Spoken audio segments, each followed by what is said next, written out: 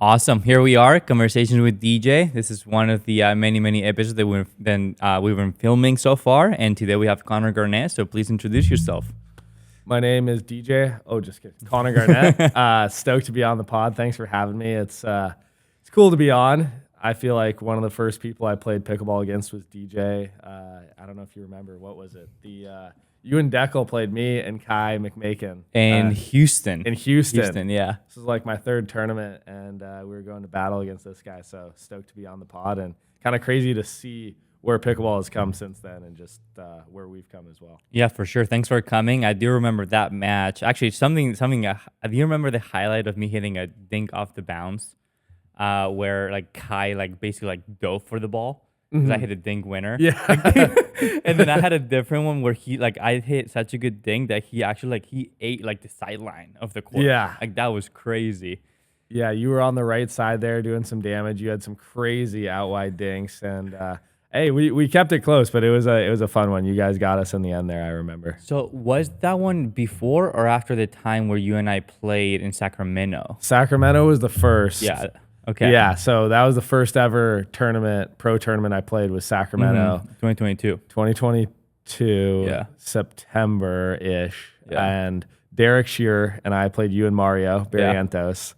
And we had beat Hayden Wyatt to get to the finals, and then played you guys, and you guys took it to us. But yeah, crazy. No idea what pickleball was at that point. Yeah, good for showing though. Yeah, not a bad. Yeah, so let's just dive into what were you doing before pickleball, right? What's your background? Yeah, so then I was doing investment banking. I was working at D.A. Davidson in Newport. That's why I got brought down to OC. I grew up in Seattle, played tennis my whole life, and was gonna start working. COVID kind of hit, so I didn't play the futures grind. I was gonna go to Sharm el Sheikh, Egypt, Tunisia, grind it out over there, but COVID shut down all the futures tennis tournaments.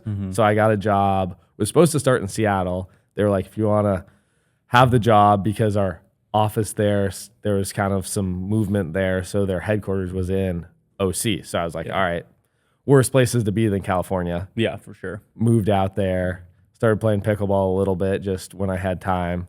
Was actually working that week, was taking some calls, working at night. I was just grinding it. Yeah. I'm like, all right, I got some time here. Let me sneak in.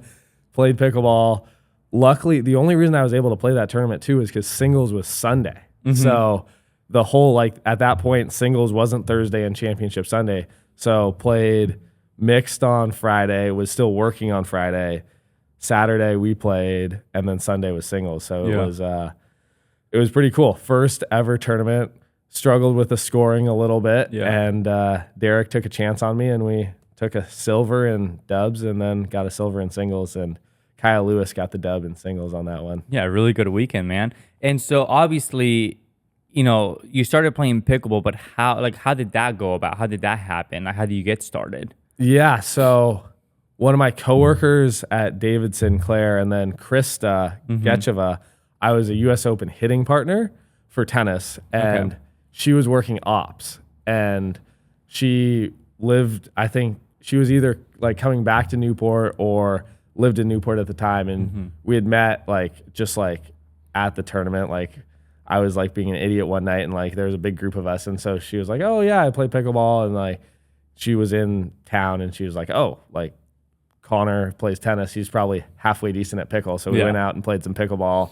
And then my coworker kind of both pushed pickle on me. I was hesitant at first, and then you get kind of beat up by some people that you think are way less athletic than you, and then you're hooked. Yeah, for sure. And so, yeah, it was kind of that, and then I just started playing more and more, played at courtside with the OG crew here. Yeah, I do know about courtside. So was pickleball one of the things, do you fall in love with it at first sight, or were you just oh, this is kind of lame, or do you like it pretty fast?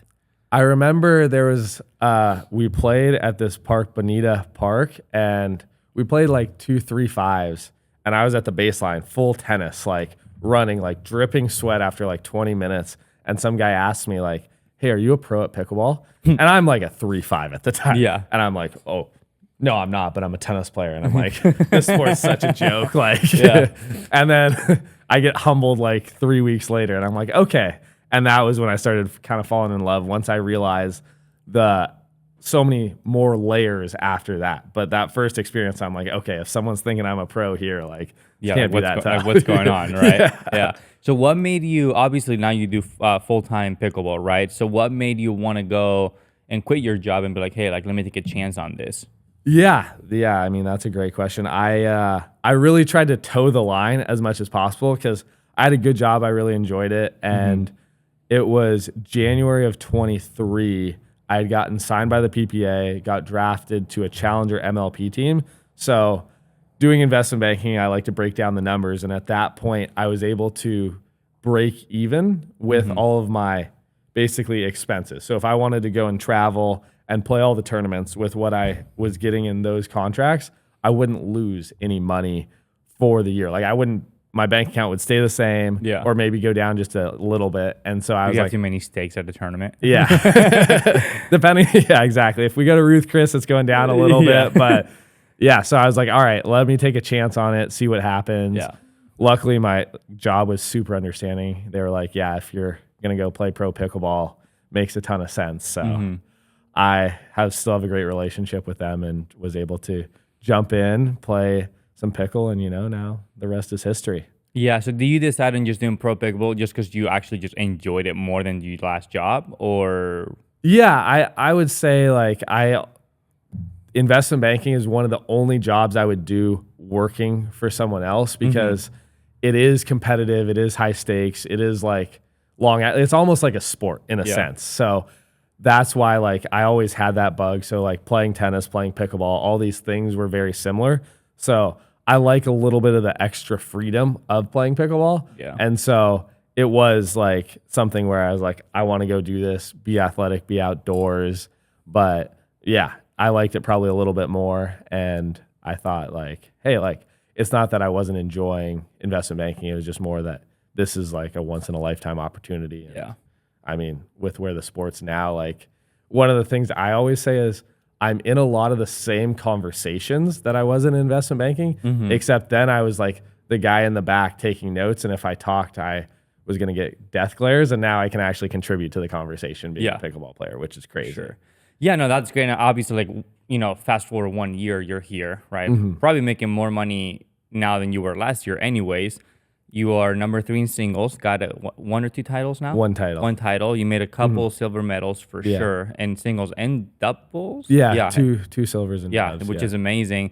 And so obviously, like the way that I see it too with pickleball, it's kind of like the return of investment is so high at all times, right? So like even when you just get started and like you start making like 2-3 things in a row, like it's like, oh fuck, that feels pretty good. Yeah.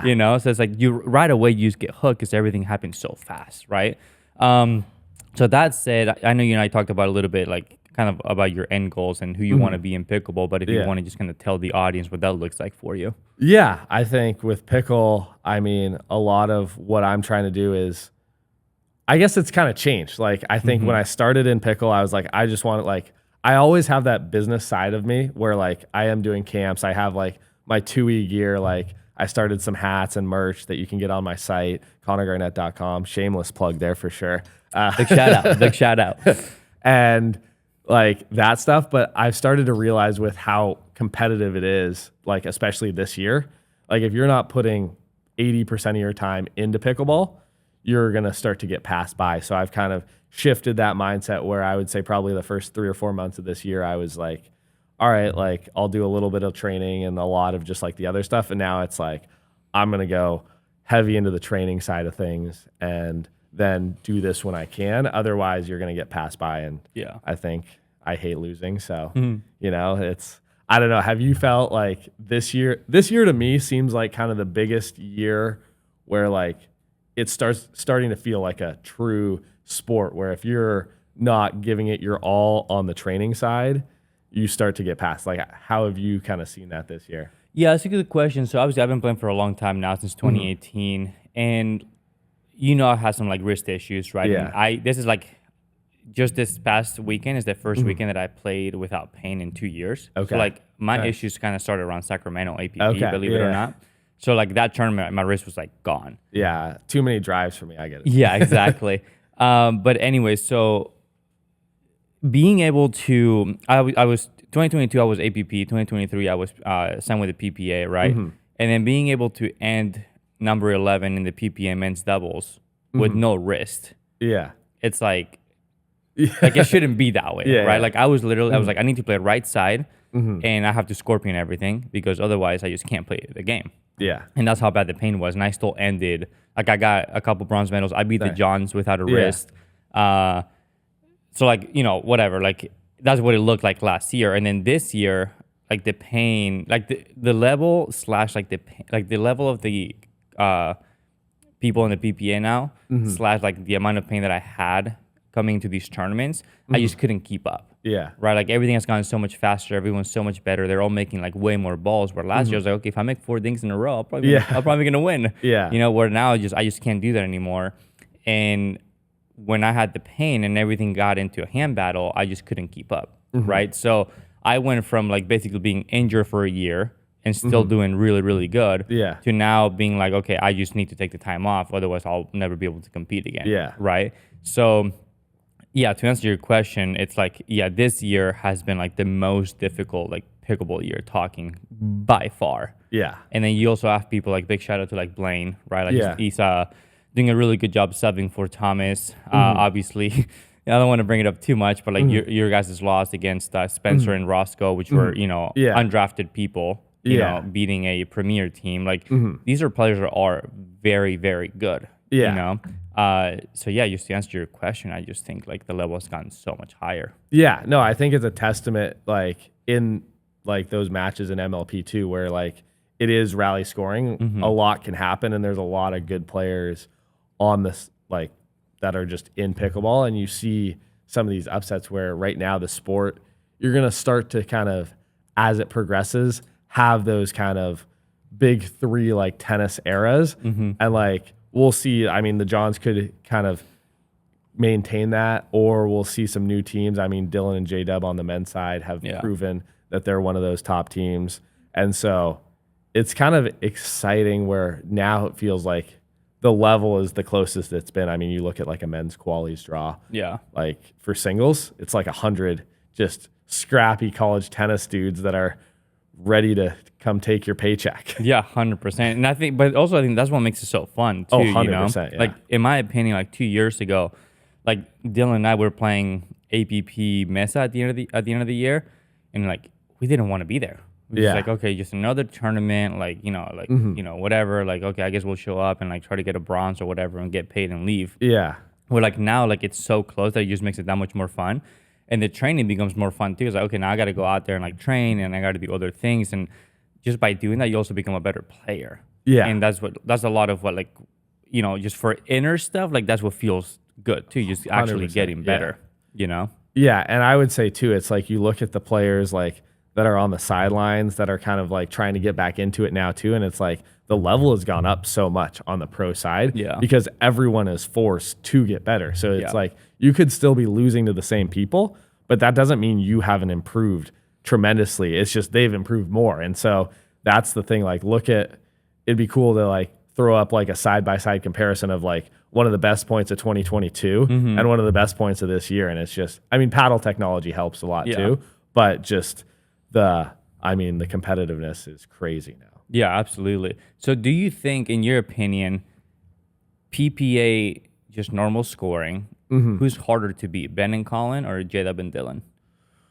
That's a tough one. I mean, I haven't played Ben and Colin this year, I don't think. I mean, J-Dub and Dylan have taken that top spot. Both those teams are fierce. And so, I mean, just the hands, it's gonna be interesting to see kind of where that shakes out, especially now that J-Dub and Dylan have taken that top spot. Yeah. I think Ben and Colin are going to come back with some ferocity and try and take it back. But it's, I mean, both very solid teams. Yeah. Do you ever see Ben dropping Colin?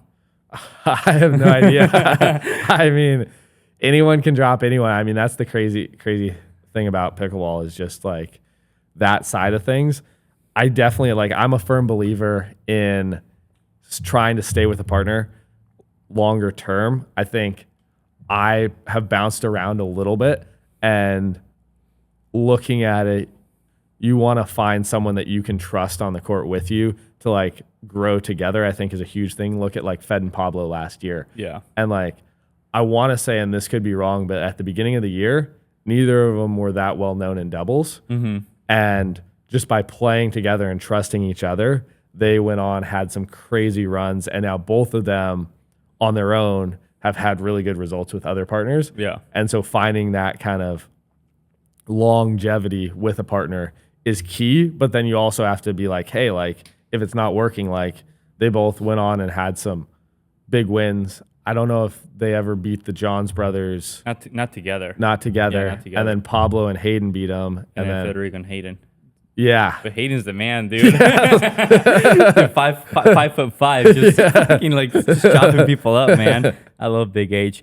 Yeah, no, I 100% agree. And, you know, I guess the follow-up to that question is like when you're looking for a partner, like who are you playing with this year that you're like super excited for? And, you know, what's the reason why? Yeah, I mean, I think trust on the court is key for a partner. Like, if you can do your job and then have your partner do their job, that's huge for pickleball. Yeah.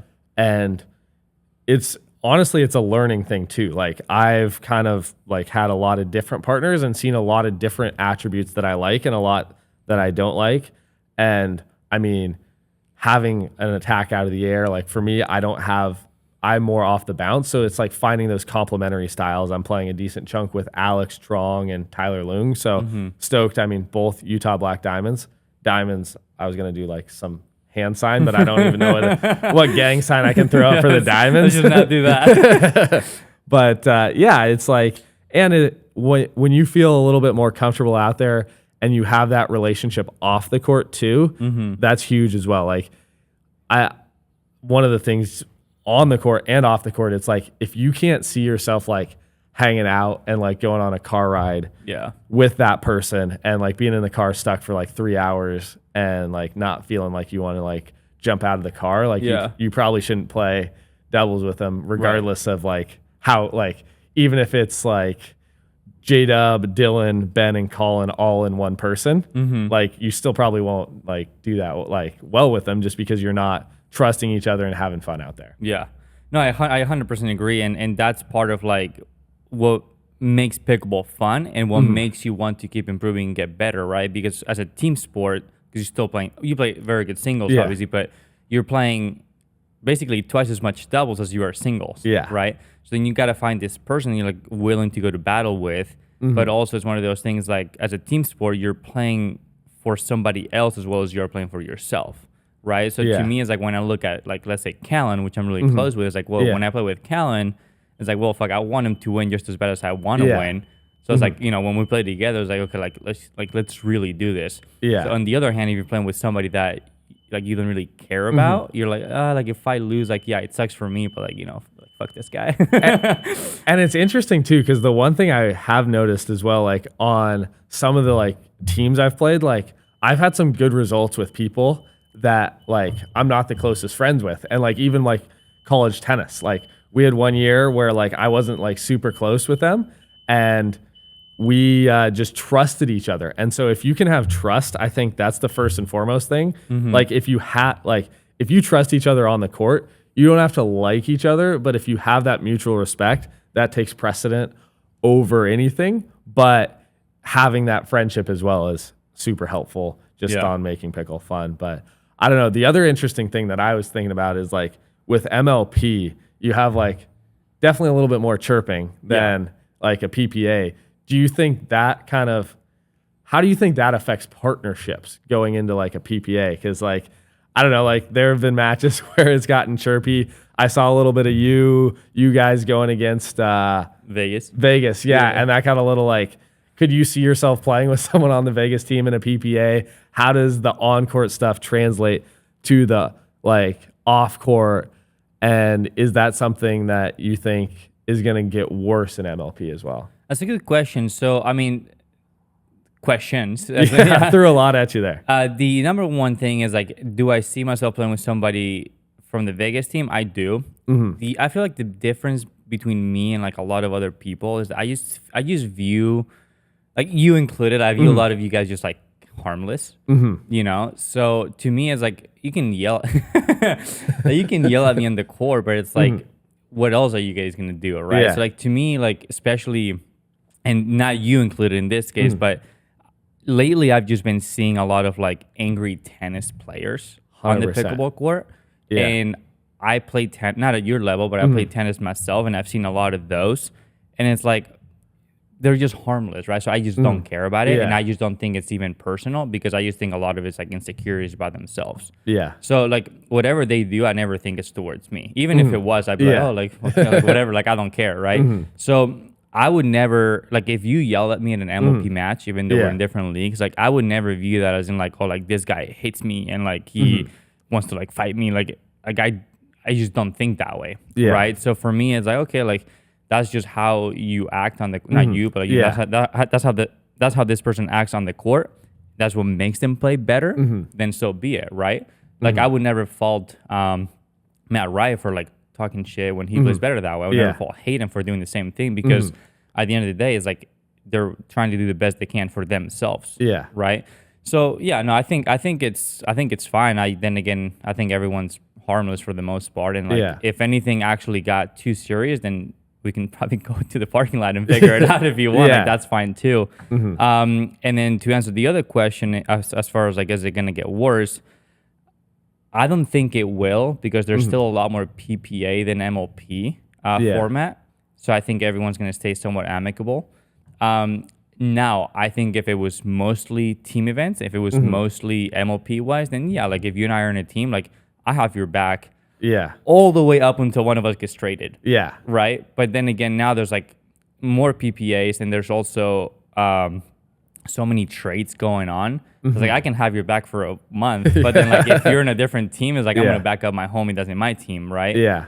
So that's kind of like the answer to your question to some extent. What do you think? Yeah, no, it's interesting. I mean, I think there's a lot more like anger in pickleball. Yeah, I feel way like more. recently, like everyone's just like, and I don't know if it's like because it's just back-to-back weeks and that's how people get fired up, but yeah, I just like, I'm not someone who goes into that route, but it's like important to kind of see that side and like not take it personal. And then like, I think it's a mix of like how you want to carry yourself on the court and what you need to win. And so it's interesting to see MLP definitely brings it out more. Yeah. And then you have like players, like owner, like you have like kind of the gamut of like different people getting into it, whether it's like fans, whether it's players, whether it's owner. So it's just kind of interesting. And I'm sure like basketball is 10 times like worse, or like other sports that are more mature and you're like right there. And so you don't see it. I would say tennis is a little bit less rowdy than any other sport. For sure. So coming from tennis, it's definitely more. But you look at like a basketball and that's tenfold more. So maybe it should go more, maybe it should go less, who knows? But it's interesting looking at kind of the different sports and seeing where pickleball kind of falls in that ecosystem. Have you ever been to a soccer game?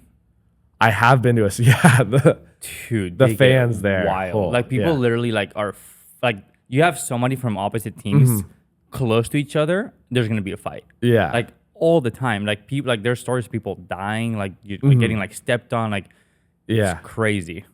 How does so in soccer, like let's say that guy, like you're like, I'm sure there's examples of this, but you get traded now to the other team and you guys hate each other. Like, is like, that's got to be tough. I can't imagine like you're going from like the week before, like calling this guy names, like about to deck him. And now it's like, oh yeah, he just got traded to our team. You're like, shoot, what do I do? Yeah. I mean, I don't know how they do it in soccer. But obviously like it's so different. Right. And I feel like when there's like that much money involved, like I feel like you don't even care about who's in your team anymore. Yeah. Because when you're making like, I don't know, like 10, 12 million, whatever. I was like, I'll just play with whoever. Yeah. You give me 10, 12 million, I'll play with my boy Nick right here. The PPA tour, you know? Yeah. So it's just one of those things where like there's just so much money involved. Like at the end of the day, it's like you're taken care of, your family's taken care of, and now it's about like how do you make everything else better? Where like for us, especially now with me, like that I have a family, it's like, okay, like I have to like play all this pickleball and travel and this, but I also have to like manage all my money in a way where you know my family's still taken care of. How has that perspective changed? Obviously had like the family, the baby, everything. Congrats on that. Thank you. But like, has your perspective on pickleball changed because of that? It has, just the overall perspective in life has changed. You know, the best way that I can put it, it's like now, like I just don't go and eat $100 steaks every night anymore. Now I just eat every other night. Yeah, every other night. I just go eat my Chipotle, and then like everything else that I do is like, you know, what's the best possible thing that I can do for my family, right? Yeah. Now, whether it's investing, whether it's quote unquote saving, whether it's like doing something with the money for the family, like, right, like I'm no longer like the number one priority in my life, right? Like my family just comes first, right? So yeah, I mean, it's a huge change, and then you just kind of look at pickleball now more of a job, more than just something that you like to do for fun, where you get paid. Yeah. So now it's more of like, okay, let me look at this from like a extremely business sided, because anything personal is gonna have to do with my family. Yeah, no, Right. that makes sense. So very good question. But let's go back to you. How do you get started with like the Twoey Nation?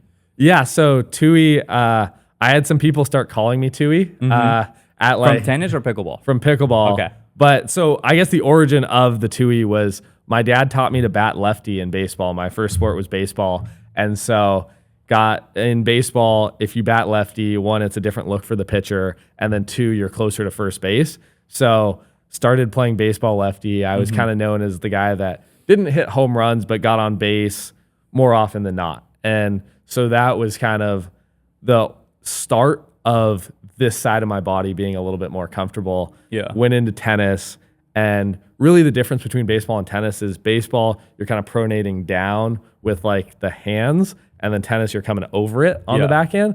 So I started having to kind of make that adjustment. But outside of that like the left side of my body, I've never had any technique like taught to me on that side, which is pretty crazy. Like for tennis, forehand, completely different story.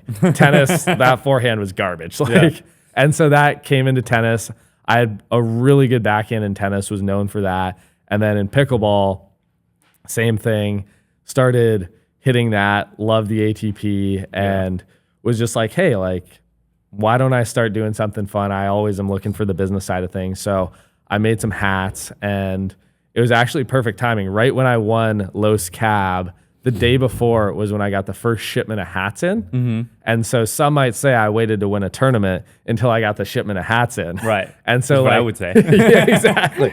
Like day one, I got the hats in, put the hat on for the final against Fetty at Los Cab, won that tournament, had like an amazing sold out like that month of all the hats, and just kind of started making some sweatshirts as well with Twoey on them. And it's just kind of fun. It's having something that I'm known for, that backhand, Twoey backhand, just like has been cool to see in like at tournaments, or like people will text me pictures of like someone that I don't know rocking a Twoey hat. And I'm just like, that's pretty crazy, like with what the sport's able to do in that regard. Would you, how would you feel if somebody was like, oh, let me go take a picture with the Twoey guy instead of Connor Garnett? You know, I've gotten used to it. At first I was like, Twoey, like, I don't know how I feel about it. What the fuck is Twoey? Yeah. But now I kind of like have started to lean into it, and like, I like it. I mean, I think that's kind of cool. It's like finding something unique, like where it's not like me, it's more of just like a shot that everyone can get behind, and just like, it's just it's a fun word, I think too. It's like, like having like Ernie, Twoey, Bert, like all these things. It's like Twoey, and it's something I'm known for. So I love it, and I like when people are like, oh, let's go Twoey. I mean, prefer Connor, but you know, I'll take it. Yeah, you're one of the people that kind of came into the scene. You were playing with, I think, Ayola back in the day, and then you actually got your signature paddle like pretty soon after that, right?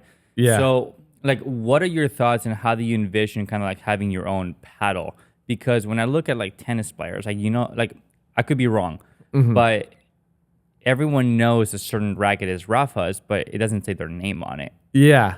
I think, I mean, I think that's a really good point. Pro XR did an amazing job. They got me a signature paddle with my name on it pretty early on, and I like it. I think it's cool to have on yours. I have a new paddle coming out, and I have like Twoey on it a little bit. Oh, nice. And then just like my CG logo. Okay. So it's like a lot less. Because to your point, I do think it's a little bit like, why would I hated playing with someone else's name on my paddle. Yeah. And it's one of those things where it is a little bit like, I don't know, like a little bit of like vein, I guess, to have it. Like, obviously, if you are one of like the three, like Ben, Tyson, Anna Lee, like everyone knows your name outside of pickleball. Yeah. But it's like, if I'm not getting recognized at an airport unless it's right after a tournament. So like having a little bit of something with me on it is cool, but I don't need to plaster my name all over a paddle either.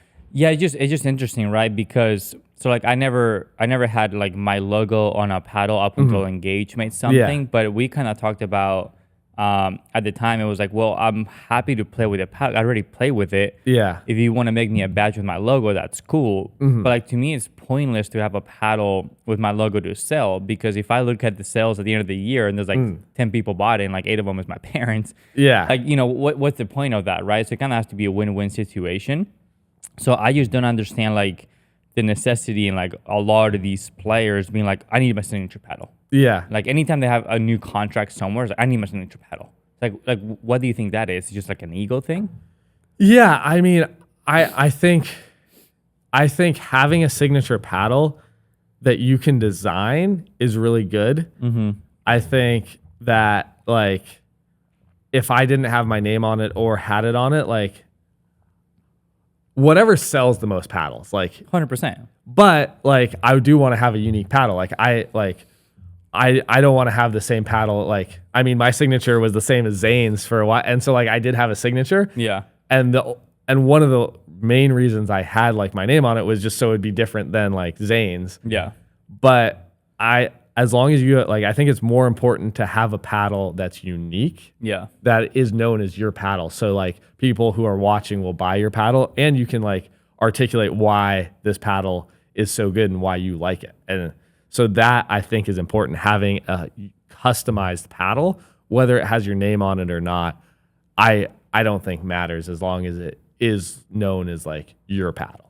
Yeah, I 100% agree. Like, so like, you know, going back to like the tennis side of things, right? Like, you know, like this like thing is the Babolat Aero drive, like, you know, that's Rafa's, right? Yeah, you know. Yeah. If you have like the head, what's the head one? Well, so I had Murray's racket for a while, Radical MP, and I do think it had his signature on it. Which really? Yeah, very slightly somewhere. yeah, which I didn't even think about, but I do, and it's like, but I didn't even like notice it that much. And to your point, it's like very subtle, and so like but you knew it was his, and so you're buying it because it's his. And at the end of the day, if you can have like a little subtle like like of yours on it, it's kind of cool to have that in the ecosystem. Yeah. But it has to be very, very subtle. Yeah, exactly. Yeah. Like you don't want to just like on my paddle, one side is just a C and the other side's a G. Right, exactly. Well, that's the thing, right? Like when I view like, let's say, like to me, like the only people that really sell paddles is like you said, Ben, Tyson, and Leah, right? So like when you go to like Ben, it's like, you know that Ben's is the Perseus. Yeah. Like I don't care who plays with it, it's just Ben. So like if Ben is Perseus, like you should, I don't see the reason of having like a Ben John signature in the middle of the paddle, right? Like same thing with like Tyson. Like, you know, you have the Magnus, which is a, you know, cool looking paddle. He likes the pink, like the bright, whatever it is, and then there's like Tyson on it. I just think the overall idea of having like Magnus is Tyson is actually even better than having like, oh, Tyson McGuffin paddle that says Magnus or whatever. Yeah. No, I like that. And I think having that color is cool. Like Tyson's pink, like you kind of know it, and it's You're like, purple. Exactly. What made you want to choose purple? So I started an app with a buddy that was basically like a digital business card, and I had no idea the colors, and so I started researching colors. And purple's like trustworthy and and royal, and so I was like, all right, like those are some pretty dope words for a color. Like, so I always like blue and purple, and Zane had blue, so I was like, all right, purple, like the color, have done stuff with purple in the past, like let me lean into this, and I love it. And you know, the underbrim of my hat, that's awesome. Super trustworthy, guys. The most trustworthy guy in pickleball. So obviously you're working with ProXR. I know we talked about you know, how long you're gonna be with them. You have your own little Twoey Nation stuff. Like, is there anyone else you're working with? Is there another sponsor you'd like to be like, hey, like, you know, like let's do this? Like, yeah. So clothing sponsor right now this year is Florence. Ryan Hurley was a huge like part of like my pickleball journey. I kind of when I first started pickleball, there was that stage that we talked about earlier. And then I got to like a 4-5. And then I started playing with like Garrett and Ryan. And those were kind of the guys I would play with at at Newport. Yep. And then they kind of got me into games with like the Warrens, the Moos of the world. And then those guys kind of took a chance on me. So it was like those 4 people kind of brought me from that 4-5 to pro. And so just being able to kind of still have those relationships. I mean, there have been a lot of people that, I mean, this is the coolest thing about pickleball, I think, is like, I just think about like all the people that have helped me, like a couple of my buddies, like Blake and Sean as well. Like when I first got into pickle, like they were huge and just like, oh, like we went out to Tyson's, like they flew me out there when I was a little hesitant or connected me with people. And so, yeah, I mean, long-winded way of saying it's just like kind of crazy, all the people that like help you along your journey. And like, it's cool to still be able to do stuff and hang out with them and like be a part of their like pickleball ecosystem as well. Yeah, absolutely. So is Florence anything else? Or just Florence? I mean, I have grip sponsors, Lukey, Nice. sock sponsor, Thorlo. And so those are cool. I mean, just awesome to kind of see all these other companies get into pickle, like, and just, I geek out on the business side. So just talking to all these different people, thinking of ways like to help them grow and like also like build me. And so like finding like, we did like some giveaways with those companies, like, and then just doing content or all of those things. Those are the big ones. Yeah. Is there someone that you're eyeing for shoe sponsorship?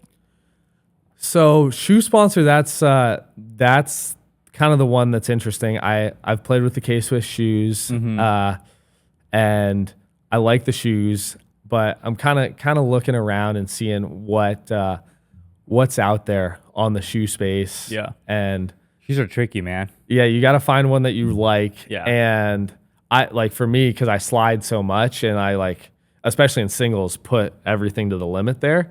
Like that's tough. Like you got to find one that you like and that you can get behind. Yeah. Let's talk about your serve Yips.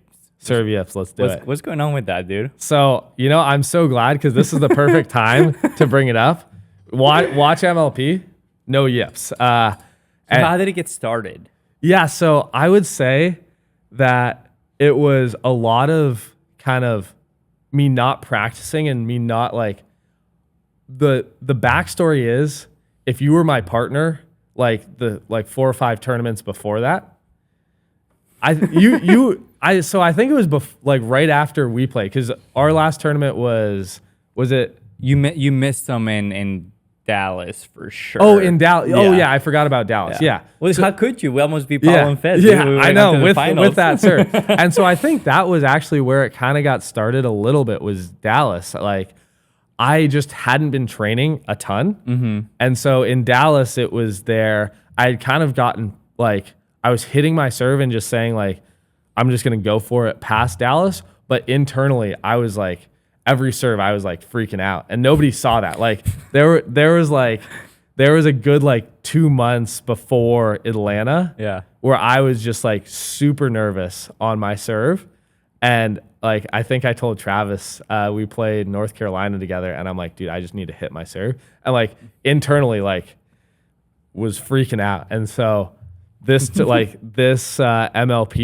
is a heightened pressure situation. And like, I played, I think,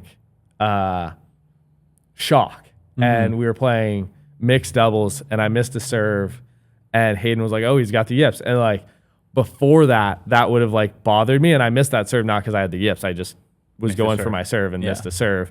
And to get back and hit my serve after that was like huge. And so this was like a big kind of like, I had been doing it well, and like just getting those kind of tests now is awesome to like kind of get over it. But I mean, there were a couple tournaments after where I was still missing or just like freaking out. But it's one of those things where like, you just have to keep putting yourself out there, and like, it's going to feel awkward. And like the tournaments after, I didn't feel great with my serve. And I would say even in a few of the other tournaments, like, you just have to keep throwing yourself into the fire, and like, you're going to have things that you're going to lose confidence with. And it's the same.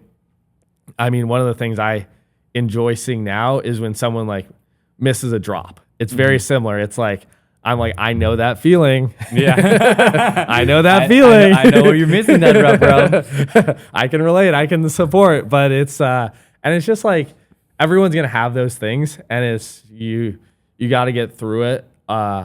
And being able to get through it is the key. I mean, I still remember that like Colin Schick singles match where I missed probably like 20 serves, and I think it weirdly put pressure on him because I was missing so many serves. Where it's like he's like, if I make a serve, like, I might win. Like, I can't do it. Like I better make this return. Like I have no idea, but you know, like I feel like if someone misses that many serves, when they make a serve, you're probably like, if I miss this return, I'm gonna look like it's gonna look so bad. Yeah.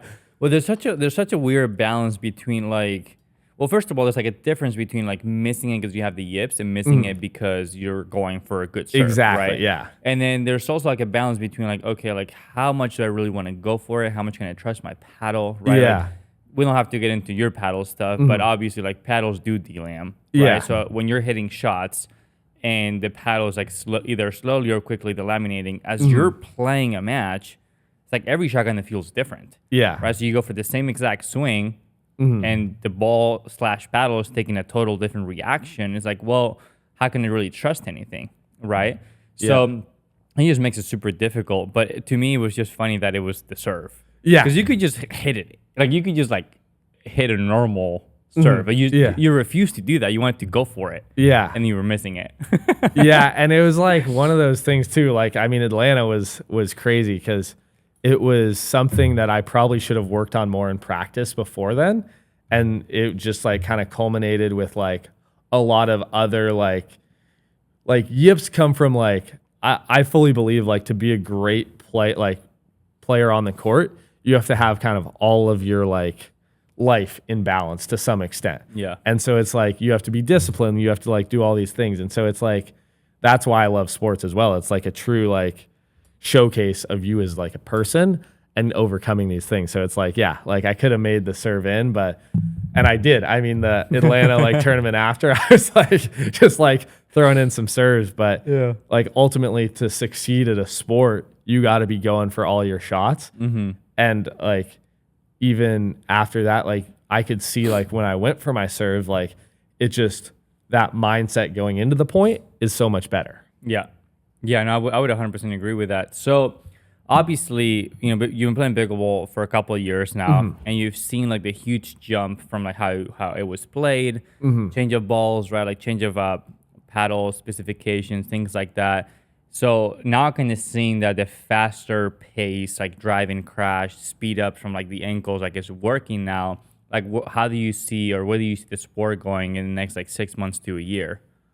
Yeah, I mean, that's a good question. It really depends on paddle, like what the regulations on paddle technology are going to be. And I mean, it's great that we have UPA kind of being that governing body to look at all these things. And so really the direction of the sport is going to be governed by them. And so we'll see. I mean, the power for me, and this probably is going to, like, everyone's going to be like, yeah, of course, because I hit with a lot of spin and I like it. Yeah. But the difference between power and spin I see is power detracts from the game, where power, you can just hit a shot and like, it's just like you aren't able to react, and it's not as methodical. There's not as much thought that goes into it when you have more power, where when you have more spin, you can be more creative. You can hit like weirder shots. Like a lot of your shots, I wouldn't say necessarily have a ton of spin, but you have a lot of craft to your game. And so that's what I appreciate in pickleball is like creativity. And that's where I like spin for that reason. Yeah. Whereas power, it kind of just makes the game go quicker. Like you can beat someone on unwinding the stack. And so for me, seeing the game stay with spin and kind of keep power at a consistent level would be awesome. But I mean, also if you wanted to take it back, as long as there's a lot of thought and strategy and cool shots, like whatever you guys want to do with the ruling, like I'm all for it. Yeah, no, I get what you're saying. I think the biggest issue is the disparity between the power and the spin, right? Like if your spin limit is 40, Yeah. like your power can be fucking like 120, Yeah. right? So like to me, like I do have a preference, which is like dinks over drives. Like I Yeah. like hitting a third and coming in and like moving Yeah. the dink around and like hit a lob, whatever it is, Yeah. or I speed up from the toes. But then again, like if you're gonna have that much power compared to the amount of spin you can put in the ball, Yeah. like, it's not necessarily fair. Where maybe if it was like 40, I mean, it's never gonna be Yeah. 50-50, but like if it's closer, like 40-60 or Yeah. like 30 grit and like 50 power, however they want to measure that, I think it would be a lot like cleaner outcome to some extent. But yeah, like I don't know if you saw, but I've been playing with the gearbox, Yeah. and I obviously test them. They're legal, Yeah. but they're powerful, Yeah. right? And then you go and test whatever paddle it is, which is probably a carbon fiber, and they test legal, and they don't have as much power. So like Yeah. I want to know why that's the case. I want Yeah. to know. I would also love to know why people can't recreate certain paddles. Yeah. I also would like to know why I don't know if you have this issue, but I had an issue before where I'll get a prototype. Prototype is really good. Supposedly it's legal. And then the paddle that I get is not the same. Yeah. So there's a lot of these like nuances and things that I just don't understand, and I'd like to know why.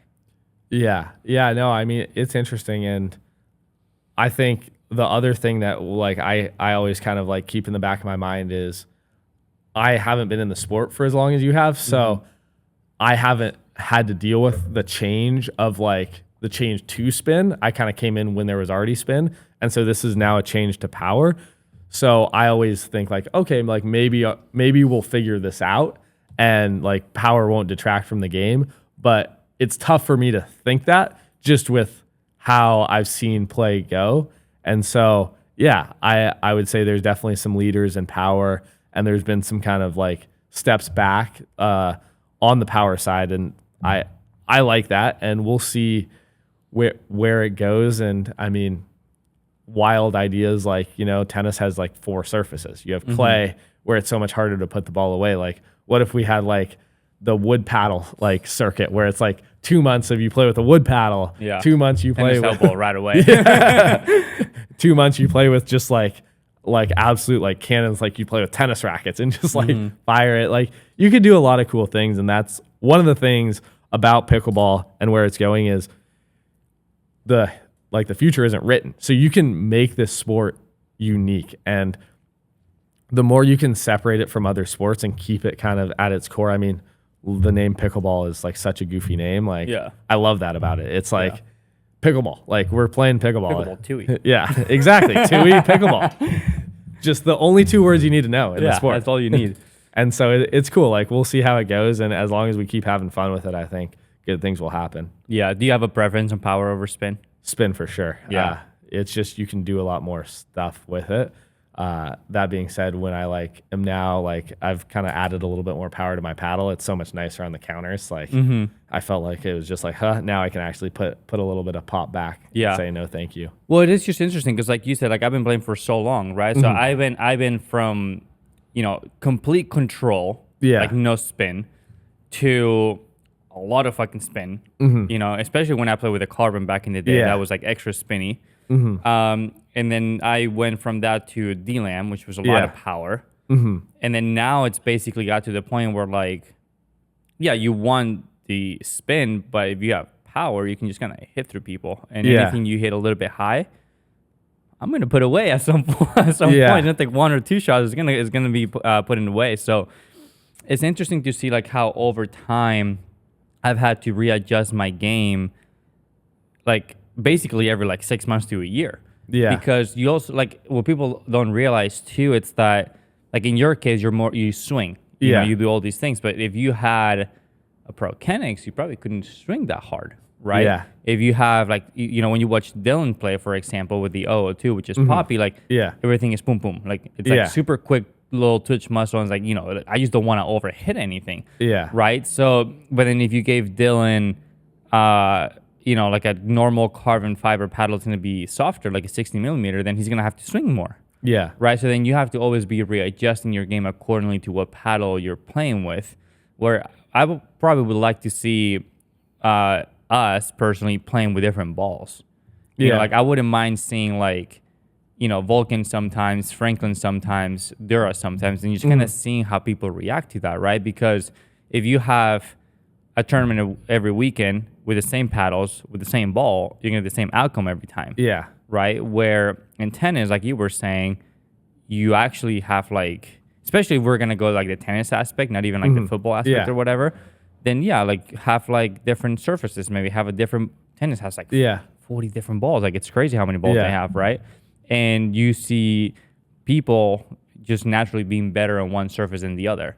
So I think it would be really good to just kind of see like, oh, like we're playing this tournament with this ball, and then like practicing with that ball for a week or so, and then like seeing what happens. What are your thoughts on that? Yeah, no, I mean it's really interesting, and like with paddles too, like you're always like to your point, like with Dylan, like his swings are much more compact, and so you have to be such a student of the game and also like taking chances. Like it's almost a little bit like Formula One, where like sometimes it's the car, not the driver. You look at like I think I just watched the first couple seasons, but one of the Mercedes drivers was like coming in 3-4 in all the events, switched to a different car and was like 9-10 now. And so you have to, one, make sure that your paddle technology is competitive with everyone else and be constantly tweaking your game, because now it's a poppier paddle like is kind of the new meta. And so it's like now you got to shorten your swings. So my bigger swings aren't necessarily working as well here. And so it's changing things up. And I do like the ball situation too, because that it kind of goes to who can adapt and just be the true student of the game in all these different scenarios. And it's more of like what makes pickleball cool, where it's that strategic mind and more analytical as opposed to just banging away. Yeah. So for me personally, so I have a question for you, but I'll explain like when I'm trying to go with this. Yeah. So when I look at pickleball, right, and I've been playing for a long time now, then again, like to me, like the perfect point or how pickleball should be played, right? And based on preference of what I've like lived through, it's you serve however you want, right? On their hand. And then you take the third. Yeah. And you try to get to the kitchen. Then a lot of these shots are going to hopefully be dinks. Yeah. And then if someone leaves it high, they can speed up out of the air. Okay. Right? That's how I was taught 5-6 years ago to play the game. Now it's gotten to the point where people are driving thirds, fifths, seventh, nines. And like, you know, if you like not just punishing the entire drive, you just like get driven out nonstop, right? Which if it works, I think it's great. On the other hand, I just think it's extremely boring for the average person watching. I think it's extremely boring for the people even playing on court.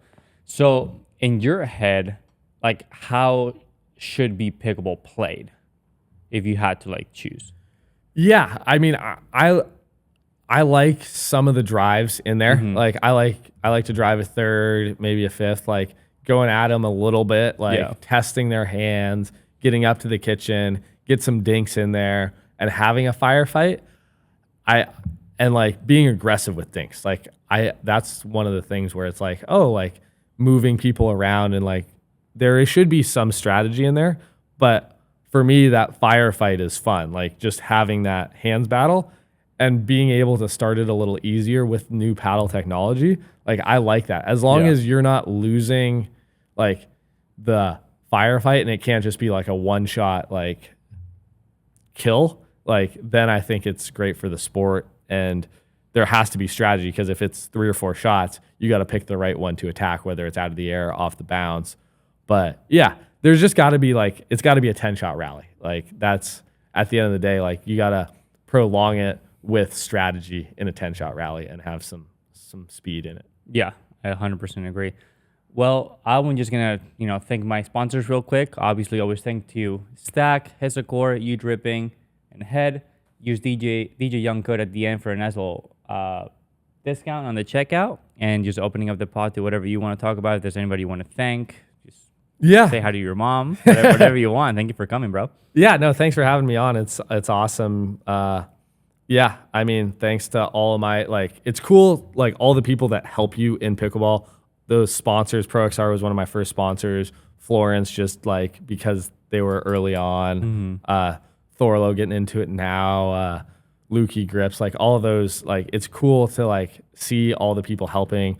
The one like also I'm not sponsored by them anymore, but Yobo was one of the ones that got me like into pickleball originally. Like David Wells, he was like, keep going for it. And so it's just cool to see that. Now I'm able to have my own little company. Maybe we'll be sponsoring some athletes soon. Twoey Nation. Twoey Nation. So it's pretty cool. And like just even with like, we haven't done a ton of advertising, but just on ConnorGarnett.com, like having people continually buy the hats. It's just cool. Like pickleball community is just so awesome and so like inclusive.